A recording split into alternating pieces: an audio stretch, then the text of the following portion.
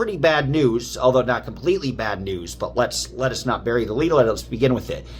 Judge issued a tentative ruling. That means tomorrow he might not follow through with that, but he wanted to generally convey his feelings. And I can tell you right off the bat that he was annoyed and wary with both ZDT, Solomon, and ZDT's attorney.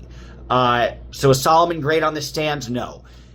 The judge issued a tentative ruling in favor, I hate to say it, but you got to report the truth, in favor of ZDT getting this restraining order. Essentially, what the judge feels like at this point is that being called a pedophile with, as the judge feels, with no outside actionable evidence, meaning ZDT has called a myriad of people pedophiles himself, and he has detailed these sexual liaisons in great detail, but he hasn't gone out of his way, nor has he invited anything, nor has he sought to download inappropriate material, so the actions don't comport with being a pedophile, and therefore it could be somewhat slanderous, and therefore valid for a restraining order. So it's, it looks bad, but I'm going to tell you some stuff that'll probably warm your heart towards the end. One of the reasons also that the judge feels that at this moment, the ZDT's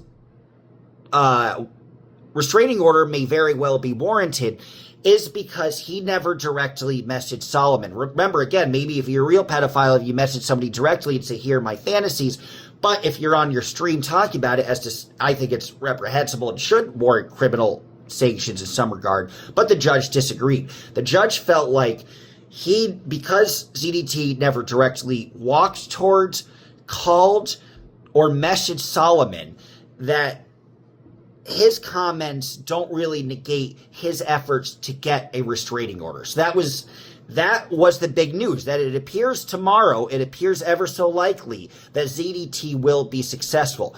Well, it would appear ever so likely if ZDT shows up, because by the way, shout out to Hero Not Zero Reddit. I don't know how the hell they got that information so quickly. I was excited to be the one to break it to you, but of course I had to drive back and pick up the dog.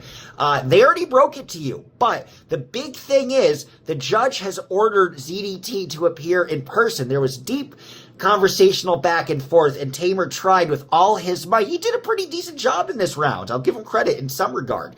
Tamer fought with all his might to get ZDT not to appear.